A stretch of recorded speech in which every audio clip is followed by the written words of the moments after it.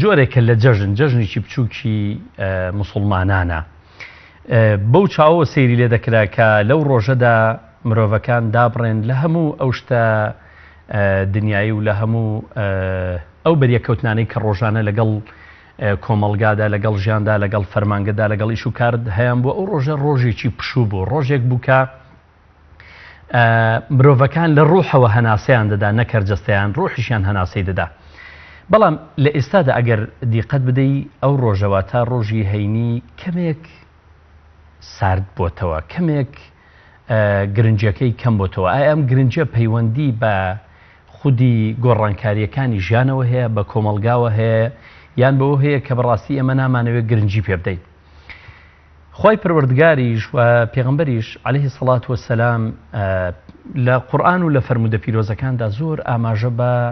گرنگی و فەزڵ و گەورە و پایەکانی ڕۆژی هەینی دراوە ڕۆژی جومعە سوورەتێکی تایبەتمەند هەیە کە لەو ڕۆژە کە باسی ڕۆژی جومعە دەکا کە ئەمەش گرنگی و فەزڵ و گەورەی ڕۆژی جومعە دەگەیەنێ و هەروەها ئاەتی تایبەتمان هەیە لەسەرەوەی کە لە ڕۆژانی جومعەدا بە تایبەت لە کاتی نوێژدا کڕین و فرۆشتنی تێدا قەدەغە و یاساغا حرامە نابێ بکرێ کە دواتر لەگەڵ میوانە بەڕێزەکەماندا قسە لەسەر ئەم بابەتەش دەکەین لە ڕۆژی بەپێی فەرمودەکانی پێغەمبەر عەلەیهی سەڵات وەسەلام لە ڕۆژی هەینیدا باوکمان ئادەم سەلامی خوای لەسەر بێت دروست کراوە و لە ڕۆژی هەینیدا کاتێکی دیاری کراو هەیە بۆ دوعاکردن کە ڕەت نابێتەوە و کۆمەڵێک فەزڵ و گەورەی تریش کە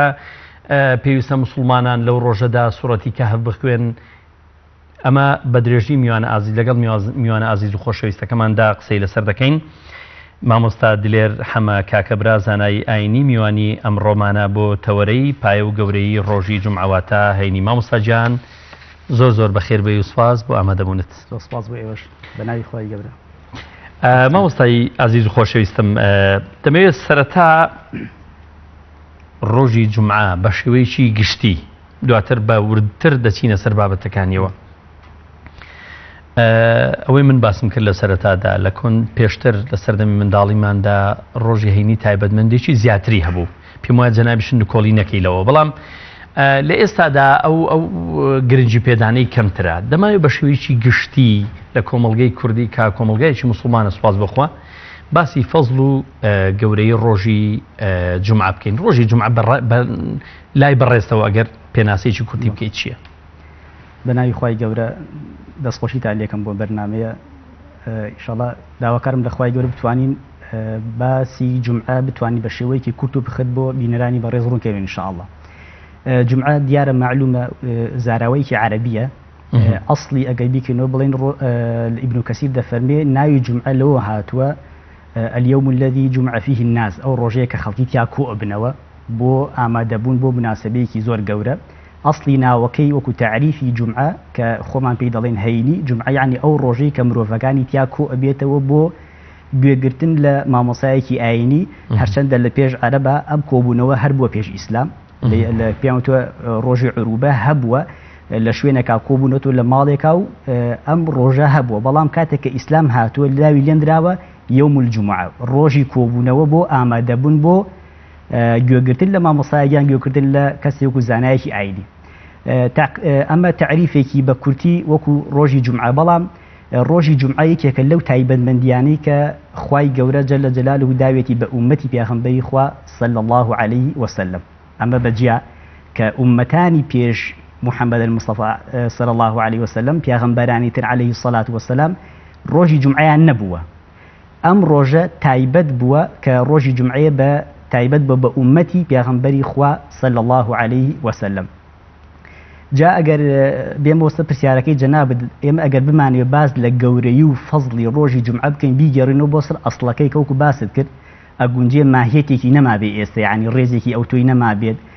ئەگەڕێتەوە بۆ دووشت ئێمە دووشت بکەین ئەم گەورەیەی ڕۆژی جومعەمان بۆ فراهەم و بۆ بەدەست ئەهێنرێتەوە یەکێک لەوانە ئێمە هەوڵ بدەین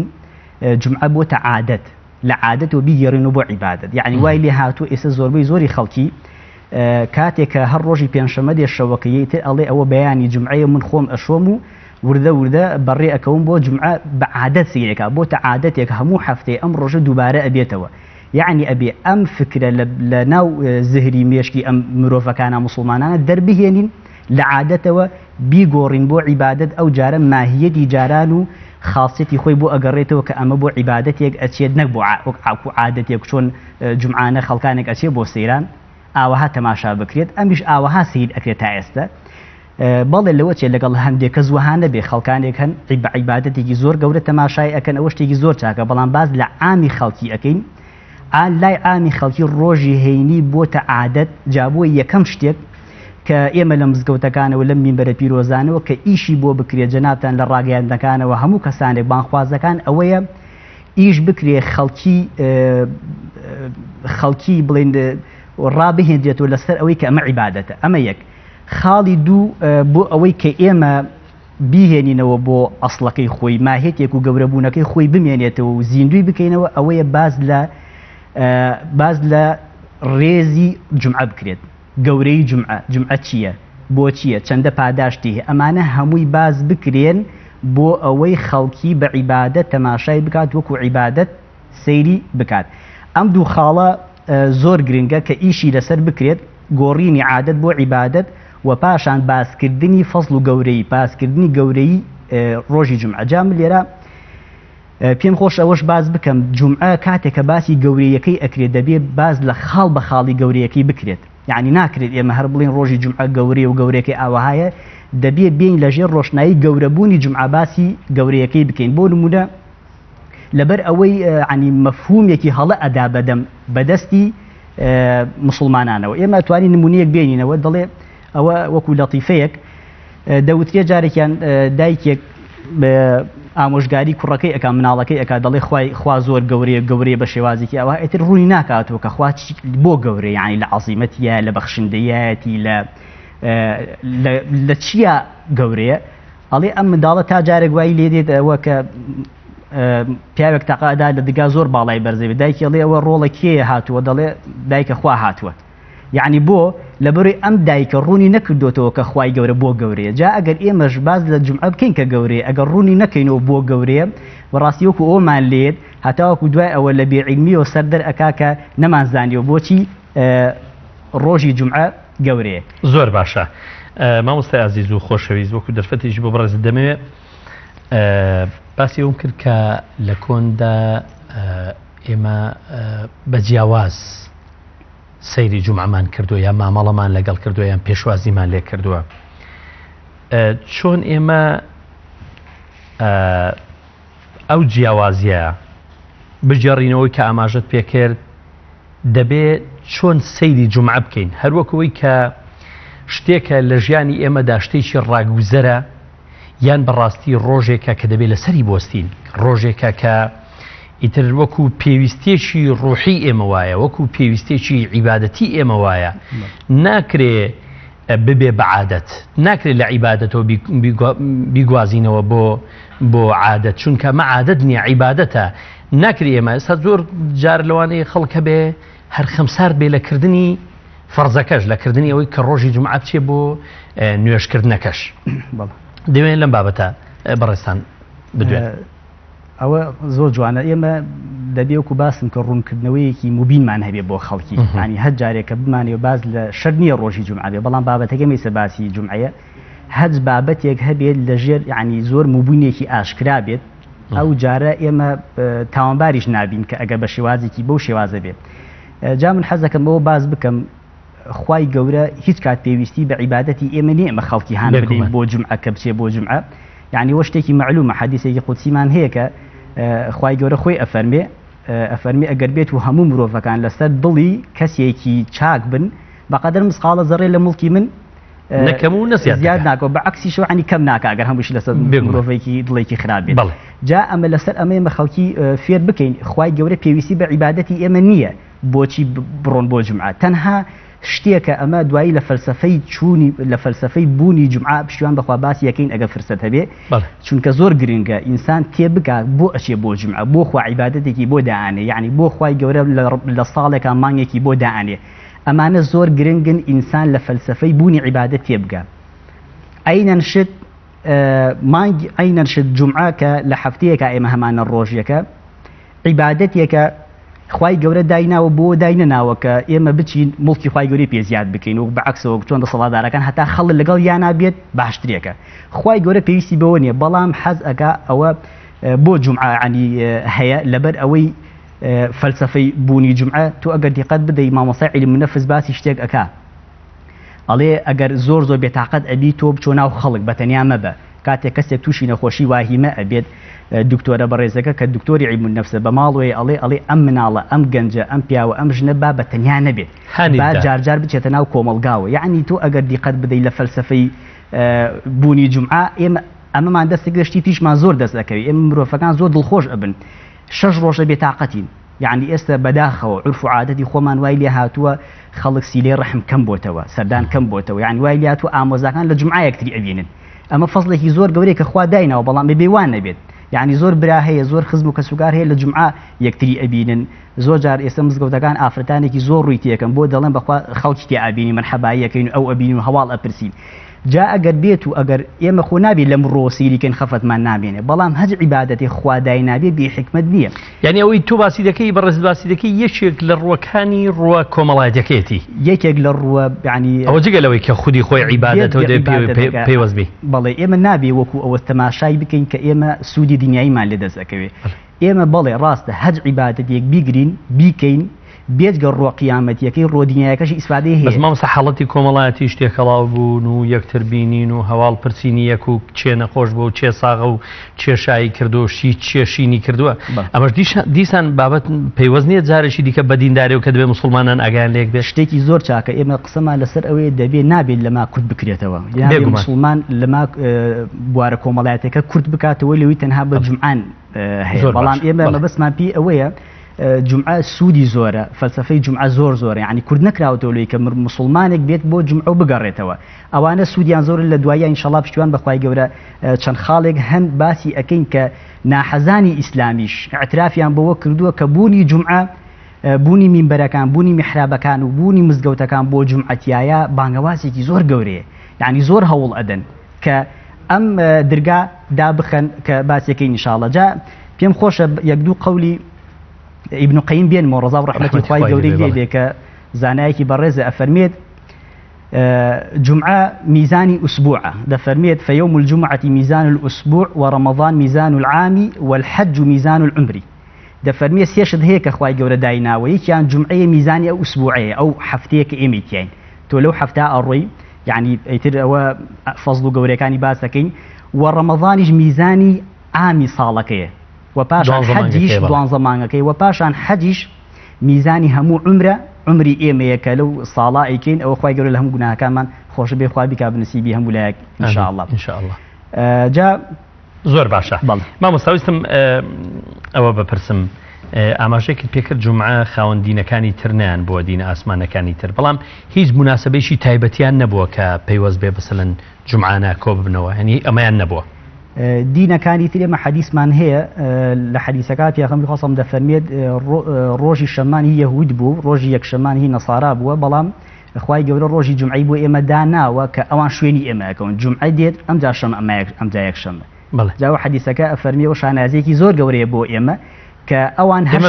ئەوان شوێن کەوتوی ئێمە پێش ئەوان کەوتوین بۆیە ئەفەرمێ لە حەدیثەکە ئەفەرمێ ئێمە ئاخر ئومەتین بەڵام لە ڕۆژی قیامەتە نحن الأولون إما يكم كسانك كأتينا ناو بهشتوا آخر أمتين بلام إما لروج قيامته كس يكم أمتين كأتينا ناو بهشتوا حتى درجاي بهشت بيغمبري خاصة ديكاتوا دينا كانتر شويني ديني إما كوتن بلام روجي الشم وروجي يكشم ناقات الروجي جمعة أو هينية كبيروزي كي زوري هي لإسلام أو كو سرتاي برنامجك باس الكل إما سورتك معنية تايبة بناي سورة الجمعة بله دوای ئەوە خوای گەورە لە کۆتایی ئەم سوورەتە چەند شتێکمان بۆ بەیان ئەکا کە ئەمە حەقە ئینسانی مسلمان کە ئەگەر لە شەوانی جومعانە هەتەن سێرێکی ئەم سوورەتە بکە و سێری کۆتایی سوورەتەکە بکە بزانە چەند خاڵی گرنگ دەرئهێنرێ لەم سوورەتە یعنی ئیسلام چەمکێکی زۆر فراوانە شتێکی نەگرتو یەک بابەت ناگری ئەگەر ئێمە بۆ نمونە زۆر گشتگیرە و حتا نهاتوە تەنها بڵێت تۆ بێ عیبادەتکەی ئەگەر عیبادەتیش بکەی سوبحان الله عیبادەتەکەت بۆ دنیا ئیسفادەی هەیە و بەرنامەت بۆ دائەنێ یعنی تۆ چی بکە چۆن نوێژەکەی چۆن چیەکەی جا لەمە حەز دەکەم ئەوەش باز بکەم ناکرێت یعنی بۆ نمونە ئێمە لە دنیا تەصنیعێک وڵاتێک کە شتێک دروستەکە تەلەڤیزیۆنێک دروست ئەکات ئەلکترۆنیەک دروست ئەکات ئەگەر بێت و کەتەلۆکێکی لەگەڵان نەنێرێ هەموو خەڵکی دەیکەنە فەوزا دەڵێن ئەمە چی وڵاتێکە بۆ کەتەلۆکی لەگەڵان ناردو ئێمە چۆن ئیشی پێ بکەین چۆن بەرنامەکەی دابنین یعنی ئەگەر بێت و ئێمە خەڵکی ئیهانەی ئەوە بکا کە کەتەلۆکێک نییە بۆ ئیشکردنی بەرنامەیەکی ئەلکترۆنی ئەی باشە چۆن ئەبێ خوای گەورە مرۆڤێکی دروست کردو و نردوێکی خوارەوە کەتەلۆکێکی لەگەڵان نەنێرێ کە قورئانەکەی جا ئێمە ئەم قورئانە و پاشان تەفسیری قورئانەکەش کە پێغەمبەری خوایە صلی الله عليه وسلم بۆمان ڕوون و بەیان ئەکاتەوە کە ئێوە چۆن بژین يعني کاتێک کە شتێکمان پێڵێ ئیلا لا یکلف الله نفسا الا وسعها جمعەمان بۆ دانێ بەخوا ئەگەر خۆی نەزانێت ئیسفادێکی بۆمان دانانێت بەڵام ئەوەی هەیە مرۆڤەکان ئەم دینە ئەو خاصیتێشی هەیە تجدیدی تیا ئەبێتەوە دایمە یعنی بۆ نمونە ئەم قورئانە دایمە کەسانێک دێن تیا تەفسیرێکی تری ئەکەن ئەوە شتێکی یەکێکە لە نیعمەت و گەورەیەکەی ئەم قورئانە جا ئەگەر بێت و باسی سوورەتی جمعە بکەین بە کورتی پێم خۆشە خەڵکانێکیش بزانن تفکریان هەبێ لە قورئانە چونکە قورئان زۆربەی زۆری باز لە تفکر ئەکا باز لە تعاقل یعنی وەی عەقڵتان بەکاربێنن فکرتان بەکاربهێنن بەرامبەر بە قورئان چونکە قورئان یەکێکە لەو کەلامانەی کە یەکێکە لەو کەلامە معجزەی کە خوای گەورە ناردوێتی بۆ سەر پێغەمبەری خوا صلی الله علیه وسلم معجزەیەکی نەمرە معجزەکانی پێغەمبەرایەتن ئەمرن لەگەڵ مردنی خۆیانە معجزەکانیان نەماوە بەردەوام نوێگەری و نوێبوونەوەی تێدایە بەردەوام تا تۆ لە قورئان تێفکری ئەم قورئانە بەردەوام شتی نوێتری تێدایە بەردەوام بۆچوونی نوێ هەڵدەگرێ بەردەوام تێڕوانین و تەفسیر و تعمقی نوێ دەگرێ بەڵێ جا زۆر جوانە ئەوە بە تاکید یعنی وەکو باسمان کە تەنها ڕوو عیبادەتی نەگرتووە ئیسلام یعنی بۆ نمونە کەسێکە مسلمانە ئیتر ئەبێ ئیلا هەر نوێشکا بە ڕۆژوو بێ حەجکا نا یعنی زۆر بواری دی کردو تا خوای گەورە خۆی کە لە سورەتی جمعە لە کۆتاییەکەیەک ئەفەرمێتی يا أيها الذين آمنوا إذا نودي للصلاة من يوم الجمعة فاسعوا إلى ذكر الله وذروا البيع ذلكم خير لكم إن كنتم تعلمون أما تشيت يا علم آياتا كلا سورة جمعة وبابتك إيمية خوا فرمي إيمان دارا كان كاتي كبان أدري بو جمعة إيوة تشيب كان تمالي مكان فاسعوا كلمية سرعته يعني نابي إنسان كاتي كيف كوشن هولدن ئەم سرعەتە بۆ ڕۆشتنێکی هەوڵدانێکە بۆ جمعە یعنی ئەمەیان چی هەوڵدانە بۆ عیبادەت ئەمە یەک بڕۆ بۆ عیبادەت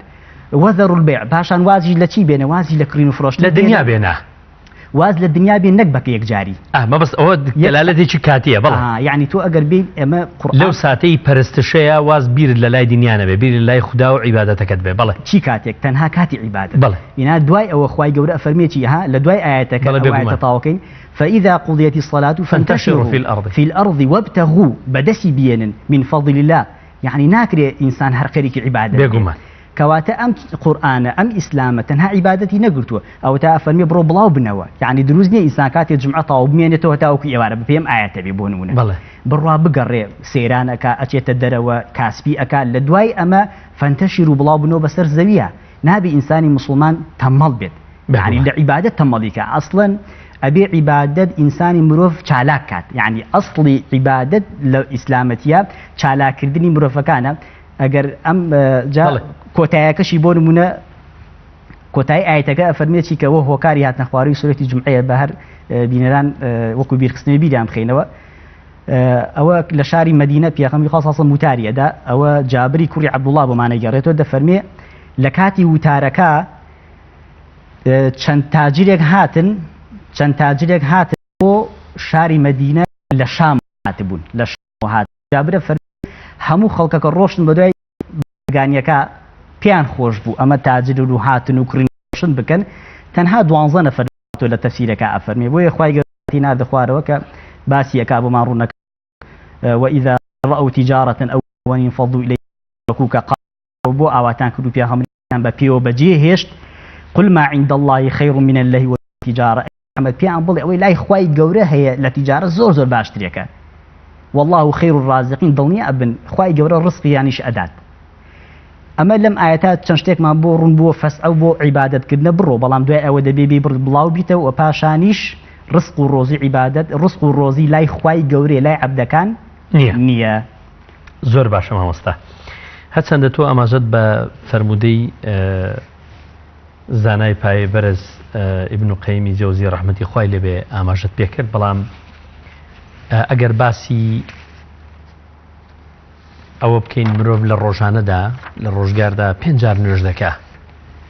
و لە هەفتانەدا جارێک لە مزگەوت و ڕۆژانی جومعە کۆ دەبێتەوە ساڵانە مانجێکمان هەیە و لە ئەوەی کە ابن قەیمی جەوزی ڕەحمەتی خوای لەبێ ئاماژە پێ دەکات میزانی عمریش حەجە. دەمەوێت قسە لەسەر ئەو بکەین فەلسەفەی ئەمە ماهیەتی ئەمە ناورۆک و تێفکرین لەمە ئەوە ناگەینێت کە دەیەوێ مرۆڤ سەنتەر کاتەوە کە دەیەوێ مرۆڤ ئەوەی کە ڕۆیشتووە لای داوە جارێکی دیکە لە هەموو ئەو ساتانەدا لە عمریدا کە خی گەورە دەستی لێ بەرنادا پێویستە لەو شوێنانەدا کۆ بێتەوە یان پێویستە پەیوەست بێ بەو عیباداتانەوە بۆی جۆرێک لە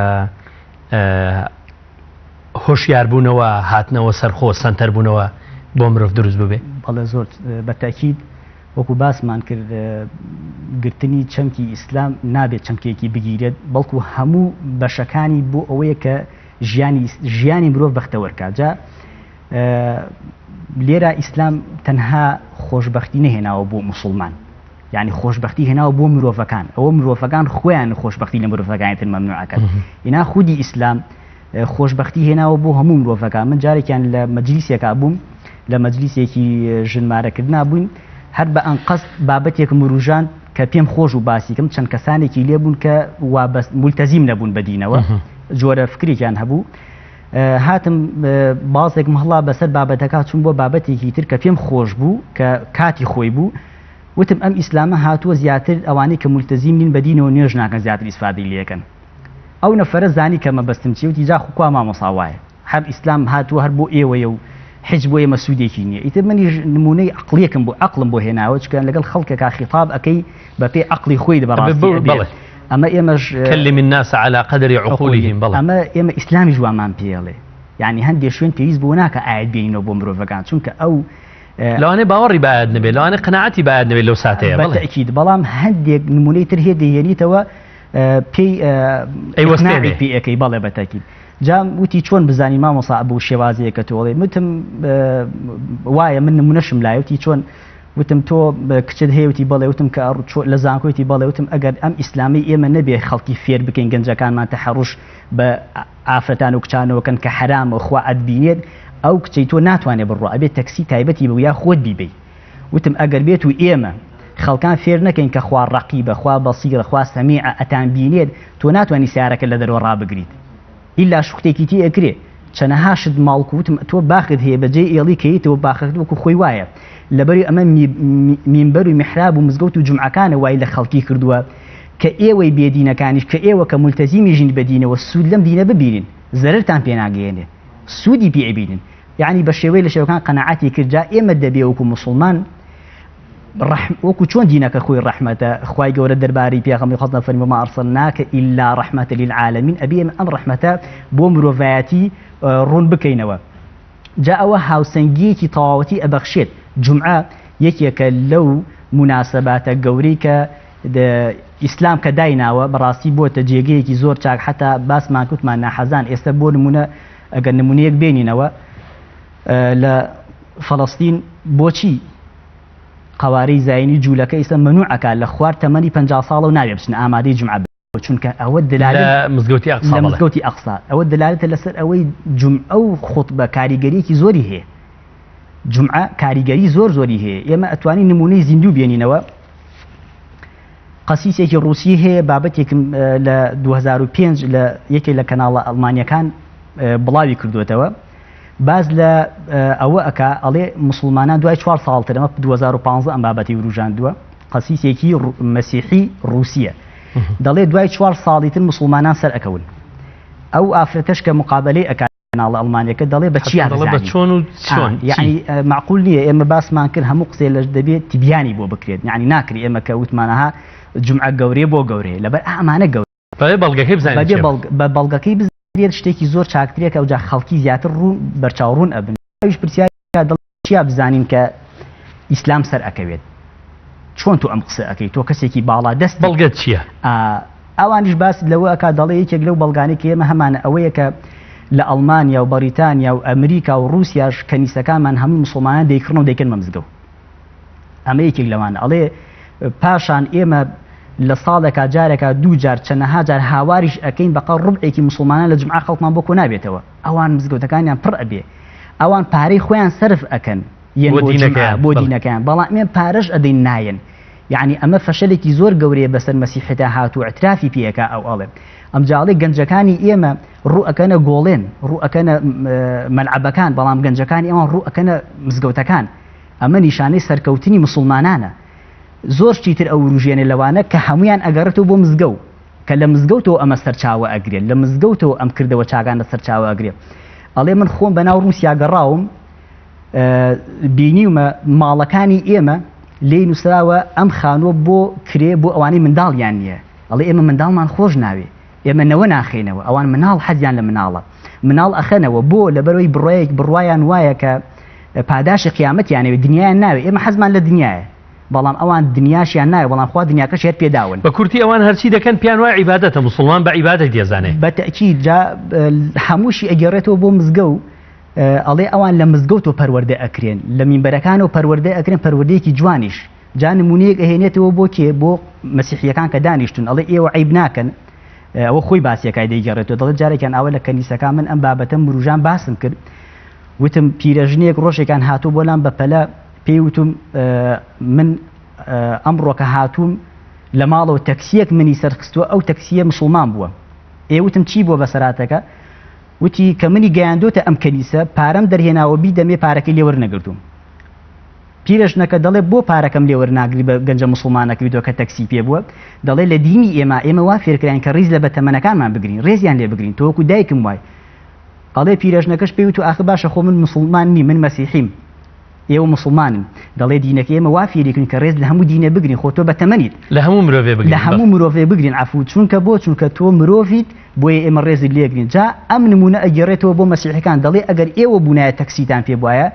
پیرەژنێکی مسلمانتان هەڵگرتا یان پیرەژنەکەی خۆشمان بواە دەتان و بێنە پارەکە ئێمە ئیش بە پارەکەین ئەوان ئاوەها خەڵک پەروەرد ئاوەها لە مزگەوتەکانەوە پەروەردەکراون جا ئەوانە هەمووی نمونەن کە مزگەوت کە جومعە کاریگەریەکی زۆر زۆری هەیە لەسەر کۆمەلگا بە شێوەیەکی زۆر باش چەندەها جار لە مزگەوتەکانەوە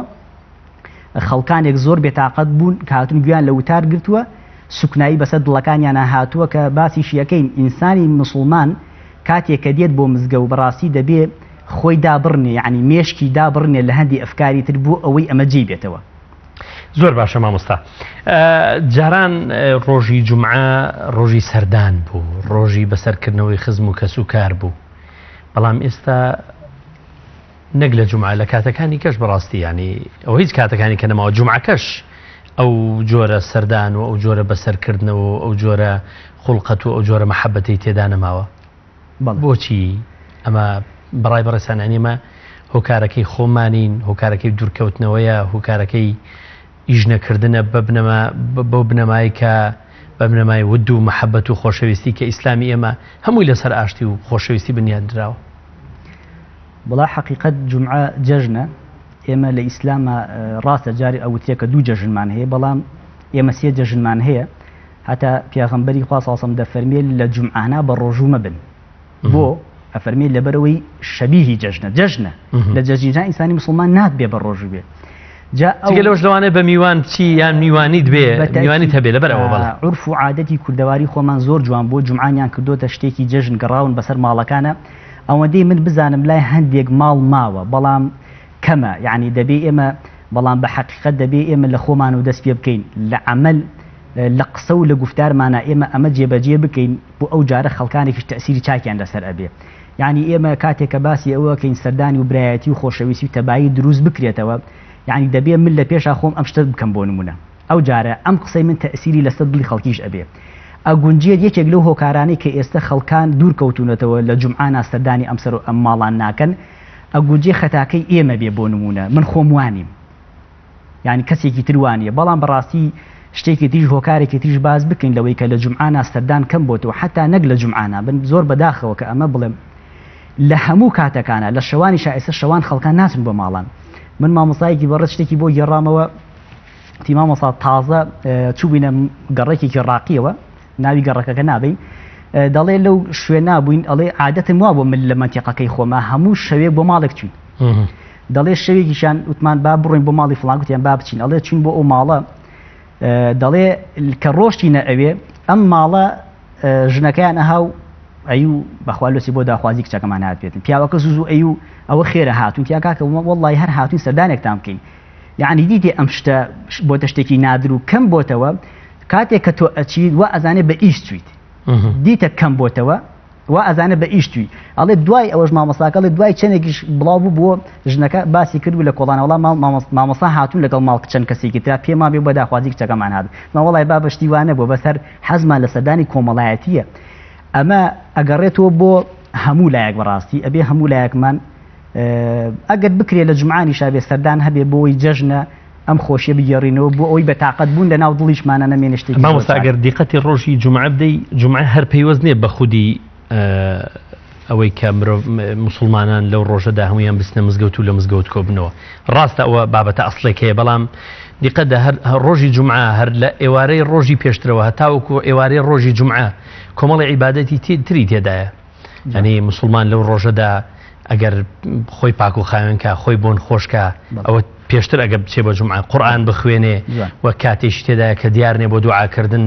دیاری نەکراوە کاتەکە بزەبت کێ کە هەر کاتێک لەو کاتەدا گەر دوعات بەریکەوێ ئەوە ڕەت ناکرێتەوە دوعا ینی ڕۆژی جومعە هەمووی گرنگە کەواتە دەلالەتەکە لەو سەوە نییە کات تەنها کاتی نوێژەکە و نوێژکردنەکە گرنگ بێ جوانە جایمە حەزەکەی لە خزمەتی بینەرانە ئەچینە سەر فەزڵ و گەورەیەکەی کە باسمان نەکرد هەندێک ئەوە لەو ئەچێتەوە دوایی لەو پرسیاری جەنە جوابی ئەو پرسیاری جەنات دەدەین لە فەزڵە گەورەکان لە فەزڵ و گەورەی ڕۆژی جومعە هەندێک فەزڵ و گەورەی ڕۆژی جومعە هەن کە خوای گەورە تایبەتی کردووە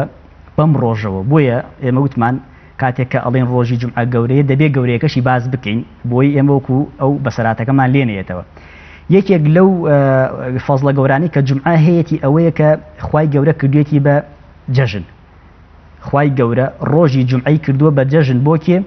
بۆ ئومەتی پیاغەمبەری خوا صلی الله عليه وسلم ئەوە جەژن نکۆڵی ناکە ئێمە چەند حەدیثێکمان هەیە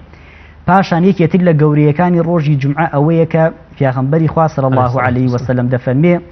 باشترین ڕۆژێکە کە خۆری تیاغڵاتوە یعنی ئەو ڕۆژە ڕۆژێکی زۆر زۆر گەورەیە کە ئەوە دەلالە لەسەر گەورەی ڕۆژی جومعە ئەکات ئەوە یەکێتر لە گەورەیەکان یەکێتر لە گەورەیەکانی ڕۆژی جومعە لە ڕۆژی جومعە هەر کەسێک بەیانی ڕۆژی جومعە بکات لە مزگەوتە بمێنێتەوە هەتاوەکو خۆر هەڵدێت ئەوە پێغەمبەری خوا صلی الله عليه وسلم دەفەرمی ئەوەکو حەج و عەمرێکی تەواوەتی کردبێ لەگەڵ منە جا ئەگەر بە ڕیوایەتێکی تریش لە گەورەی ڕۆژی جومعە ئەوەی هاتووە دەفەرمێ إن أفضل الصلوات عند الله صلاة الصبح يوم الجمعة في جماعة دەفەرمێ بەڕێزترین و باشترین نوێژی جومعە نوێژی جەماعەت ئەوەیە کە نوێژی بەیانیە کە لە مزگەوتە ئەکرێت زۆری ترمان هەیە زوو هاتن بۆ مزگەوت کە یەکێکە لە سونەتەکانی جومعە بەڵام پاداشتی زۆرە یعنی پاداشتی زۆرە تۆ کاتێک کە زوو ئەچی بۆ مزگەوت پاداشتی زۆرە وەکوی کە حەدیثەکە ئەفەرمێ هەر کەسێ خۆی بشوە بۆنێکی خۆش بدا لە خۆی جا ئاڵێگەر خۆشۆردنەکە خۆشۆردنی جەنابە بێ بۆنی خۆش بدا لە خۆی کامجلی جوانە ئەوە لەبەر بکە بڕوا بۆ مزگەوت نزیک بێتەوە لە ئیمام ئەمە بزانە چی ئەجر و پاداشتێکی هەیە ئەجر و پاداشتەکەی چیەجا من پێشەی باسی ئەوە بکەم بە ئەم خاڵە باز بکەم کە هەر لەم خاڵایە بۆ ئەوەی بە تەسەسول بڕۆین بینەران مەفهومێکی جوان وەربگرن ئێمە باسمان کرد وتمان جومعە جەژنە ئەوە گومانی تیانە لە جەژنی قوربانە نوێژ هەیە و قوربانی هەیە لە ڕۆژی جومعە نوێژ هەیە بەڵام هەر کەسێک خۆی بشوە بڕوات بەرەو مزگەوت بۆنێکی خۆش بدا لە خۆی نزیک بێتەوە لە ئیمام یەکەم کەس بچێتە ژوورەوە خوای گەورە قوربانیەکەی بۆکە چونکە ئیبن قەیم دەفەرمێت نوێژی جەژن لە دووشت بەدەر نییە ئیلا بێ دووشتی تیا بێ یان ئەوەتان ئەبێ نوێژ و قوربانیشی تیا بێ جومعەش بۆیە پێ ئەوترێ جەژن ئەبێ ئەم دوانەی تیا بێت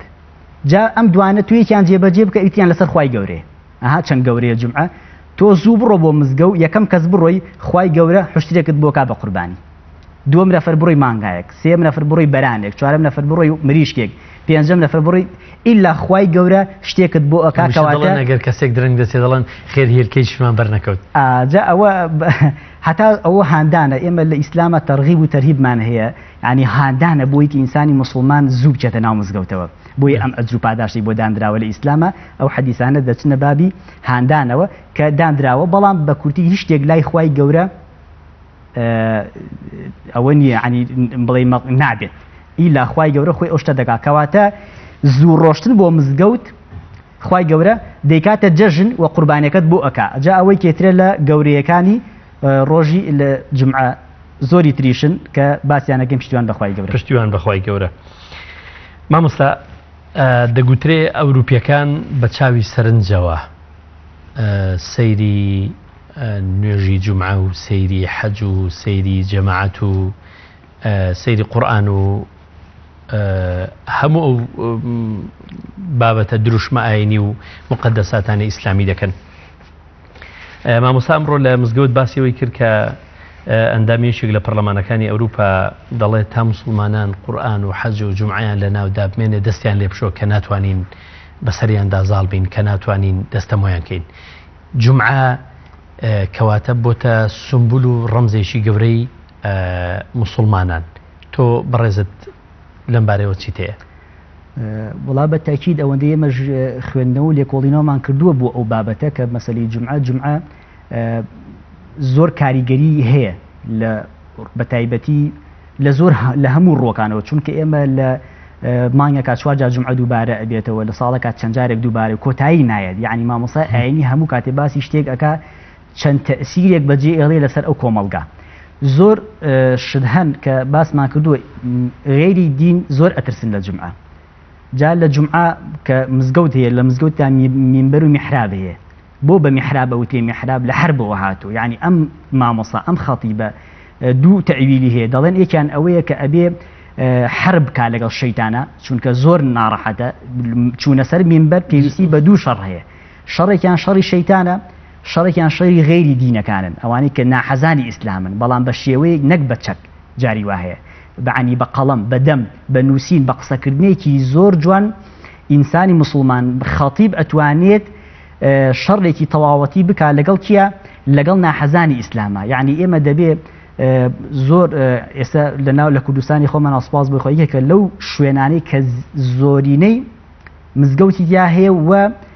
زۆر وتاریشی تیا ئەدرێت و کاریگەری خۆشی بەجێهێشتووە یعنی ئێستا ئێمە ئەم هەموو مسلمانە دەبینیت زۆر برسیە یعنی خەڵکانێک هاتوونەتە لا ئێمە کە زۆر برسین بێتی مامۆستا وەڵی گشتێک نییە بیکەم بەڵام لە ڕێگەی حرامەوە تا چەنە هاشتیان خسۆتە بەردەم بەڵام نایکەم لەبەر خاتی خوای گەورە یعنی ئەمە کاریگەری جومعەی وای کردووە لەم خوتبە و جومعەی وای کردووە لەم مسلمانە کە دەست بۆ حرام نەبا زۆر شتی تر هەن کە گەنجەکانمان کەواز لە خراپە ئەهێنن کە یعنی من زۆر جار ئەوشم دووبارە کردوتەوە چەند جار لەگەڵ برایانی ئەوانەی کە تەنزیمی ناو شارەکەن وەکو ئاسایش و پۆلیسەمان چەند جار دانیشتووی من قسەیەکم کردو وتمە ئێمە تەواوکەری یەکترین ئێوە بەبێ مزگەوت و محراویشتان پێ ناکرێت ئێمەش بەبێ ویشمان پێ ناکرێت بەڵام دڵنیا بن ئەگەر مزگەوتەکان نەبن ئەگەر خەتیبەکان نەبن جومعەکان نەبن دەبێت ئێوە سلێمانی نیوەی بکەن بەسجن ئەم جافریا ناکەون یعنی ئەمە جوانترین نمونەیەکە بۆی کە ئێمە تێ بگەین ناحەزان و ناحەزان ئیسلام تێ بگەن کە کاریگەری زۆری هەیە مزگەوت بە تایبەتی و تاردان کاریگەریەکی زۆر زۆری بەجێ ئێڵێ لەسەر دڵی مرۆڤەکان جا بەڵام ئەوەی هەیە من لێران نمونەیەک بێنمەوە ئەو مسلمانانی کە دێنە ناو مزگەوتەوە وەکو پێشتر باسم کرد دەبێ ئیستعدادی گوێگرتنیان بۆ ئەم وتارە هەبێ هەرچەندە دەبێ وتارەکان نوێگەریتیان هەبن دەبێ وتارەکان ئێمە بەڕاستی لەوەشیانە ئەوە بابەتی کترە باسی لێ زۆر باشە مامۆستاویستم پرسیارش ئاراستەی بەڕێزت بکەم کە تۆ چۆن لە ڕۆڵی مامۆستایانی وتاربێژەکان وتار خوێنەکان دەڕوانی پێت وایە کە زۆرینەیان دەتوانن لەگەڵ چەرخ و زەمان و عەسردا بڕۆنیان زۆربیان وتارەکانیان تەقلیدیە پێت وایە ڕۆڵی مامۆستایان لەو ڕۆوە توانی ویانە نوێگەری بکەن لە خیتابیاندا لە وتاریاندا لەوەی کە نوێژ خوێنەکان هیچ دەبێت بتوانن گوێیان لێ بگرن بتوانن بە قسەیان بکەن بتوانن ئەو ساتی کە لە مزگەوتن بەڕاستی گوێ بە وتارەکە شل بکەن و واوەری بگرن کە ئیتر ئەمە دەبێت کاری لەسەر بکەن و ئیشی پێ بکەن. بەڵێ پرسیارێکی جوانە ئەوە بڵێن دوو ڕووی هەیە بەڕاستی ئەوە ئێمە با من ئەکەوێتەوە سەر دوو بابەت یەکیان ئەکەوێتەوە سەر گوێگرەکانیان گوێدە سەر خەتیبەکە بەڕاستی با ئێمە لە گوێگرەکانەوە دەست پێ بکەین.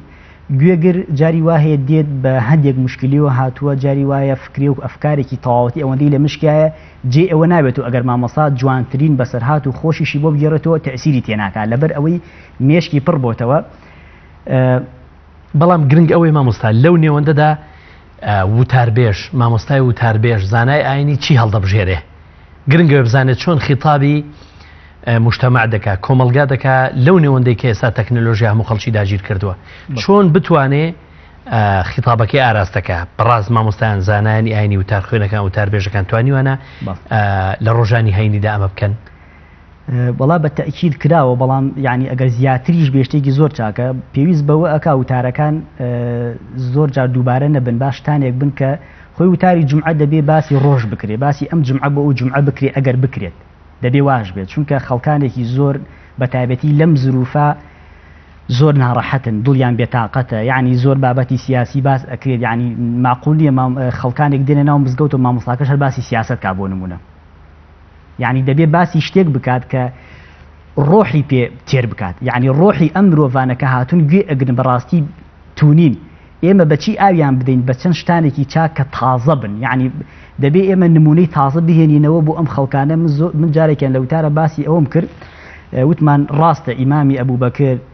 ئیمامی عوسمان زۆر بەخشندە بوون فڵان و فڵانیان کردو بەڵام بەڕاستی نمونەمان هەیە لەم ناوە خەڵک بۆ خانووی بۆ فەقیر کڕیوە یعنی ئەمانە ئەمە شتێکی زۆر نمونەیەکی تازەیە ئەمە هۆکو هاندانێکیشە کە ئەگەر مامۆستایانی ئاینی باسی نمونونەکانی زوندی خۆمان بکەن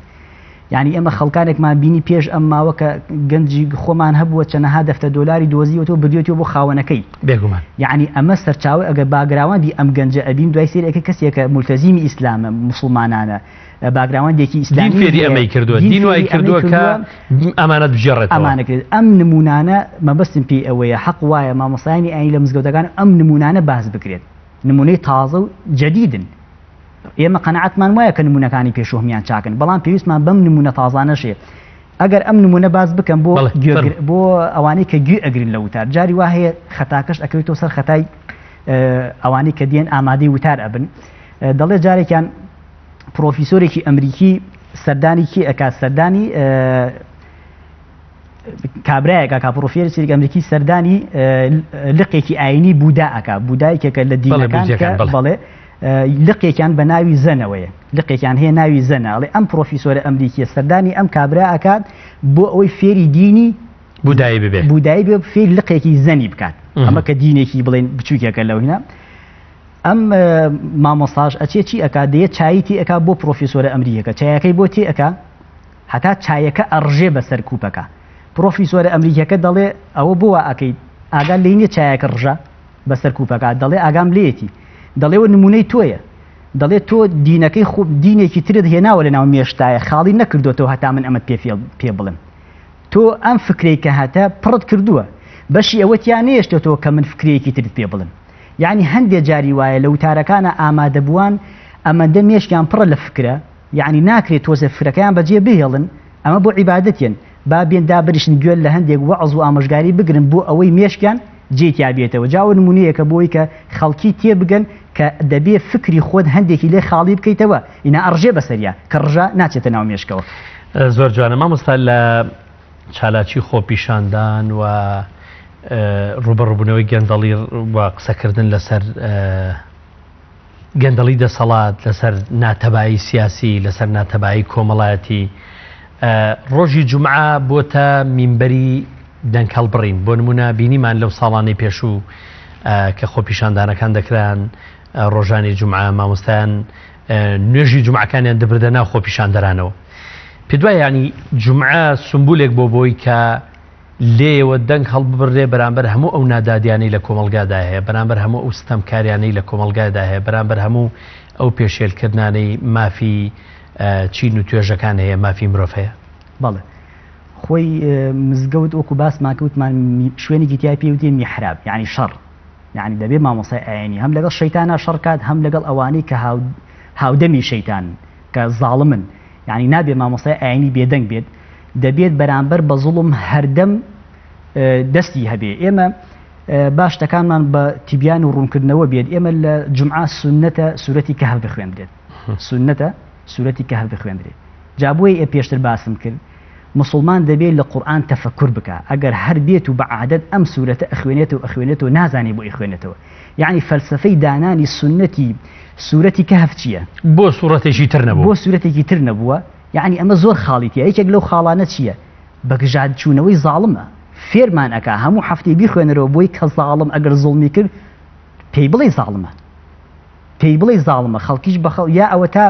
بچی پێی بڵێ یان ئاگاداری کەیتەوە یان هیچ نەبێ پشتیوانی زاڵمەکە نەکەی یەکێک لەوانە ئەوەیە بۆ کە چەند گەنجێک بوون ها لە هاوڵانی ئەسحاب کێ بوون چەند گەنجێک بوون چیان کرد بەڕویستەم و نادادی و نادادەکانی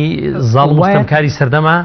بەڵێ ڕوبەڕوو بوونەوە ئەوە فێرمان ئەکا سوورەتی کەهف جومعە فێرمان ئەکا کە ئێمە وەکو مینبەر وەکو مامۆستایانی ئاین وەکو خەڵکانی وەکو هەموو مسلمانێک کە سوورەتی کەهف ئەخوێنێتەوە دەبێ فیتیە بێ ئەو گەنجەوا بێ ئینەهم فیتیەتون چەند گەنجێک بوون فێرمان ئەکا گەنج شۆڕش ئەکا یعنی گەنج شۆڕش دروست ئەکا گەورەکان دایمە شۆڕش گەنجەکانن یعنی گەنج کاریگەریەکی زۆر گەورەی هەبووە لە مێژووە حتا ئەگەر باسی پێغەمبەر ئیبراهیم بکەی ئەڵێ ئەوە گوێمان لێ بوو کێ بوو گەنجێک بوو يقال له إبراهيم فتى يقال له إبراهيم گەنج یەک بووە یعنی باسی گەنج ئەکا هەموو پێغەمبەران عەلەیهی سەلام زۆربەیان گەنج بوون یان گەنجەکان شۆڕشیان کردووە پێغەمبەر یعقوب کوڕەکانی شۆڕشەکەیان بۆ دروست کردووە یعنی سوورەتی کەهفیش کە لە ڕۆژی جومعە ئەکرێت چەند فەلسفەیەکی تیا هەیە کە ئێمە تەقلیدیەن وەکو پێشتر یەکەم جاری بەرنامەکە باسمان کرد دەبێ ئێمە جومعەکانمان لە عادەتەوە بگوازینەوە بۆ عیبادەت ئەگەر وامان کرد بەڕاستی بەروبوومی ئەبێ بەڕاستی جومعە سەنگەرێکی زۆر گەورەیە شتێکی زۆر پیرۆزە زۆر شتی تریشی تیا هەیە لە سوورەتی کەهف من هەر یەک دوو خاڵیتیان هەروەکو بیرخستنەوەیەک بۆ بینەران باس بکەین سوورەتی کەهف لە ڕۆژی جومعە فێرمانەکە ئینسان بە ماڵ و مناڵی خۆیان شانازی نەکە خوای گەورە فەرمی ئەی موحەممەد تۆ بیری خەڵکەکە بێنەرەوە کە دوو نەفەر هەبوون زۆر کافر بوون بێ بڕوا بوون خاوەن باخ بوون خوای گەورە باخێکی ترێی پێدا بوون چادۆری باخەکەی بەدار خورما بۆ ناوەکەی کانێکی گەورەی تیاڵ قوڵاندە بوو هەموو شتێکی پێدا بوو بەڵام لە بەرامبەر یا دراوسەیەکیان هەبوو کابرایەکی فەقیر و باخەکەی جوان نەبوو ئەمان ئەهاتنیان و چی ئەمە هیچ شان و شەوکەتی خۆمانە ئازایەتی خۆمانە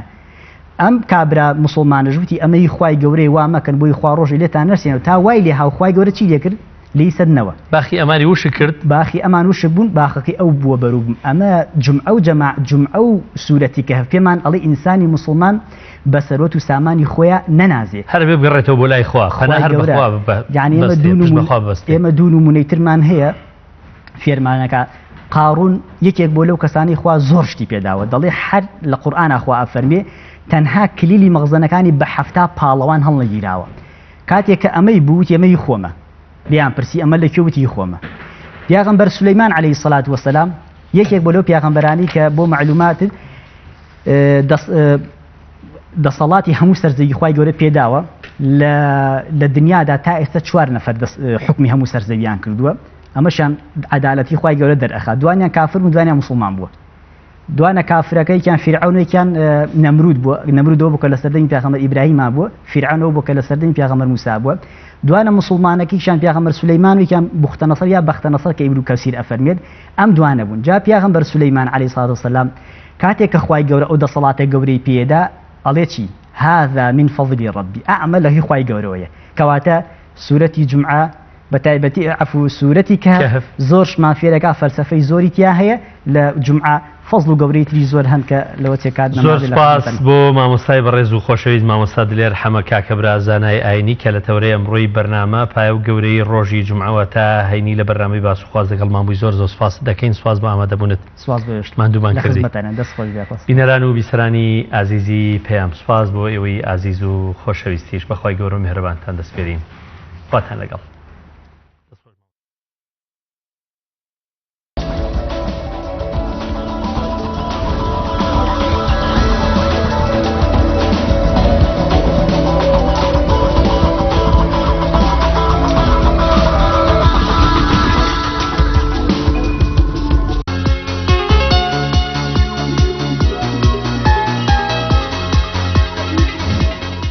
کۆتایی هاتنی خولە ئەوروپیەکانی ترا بڕیار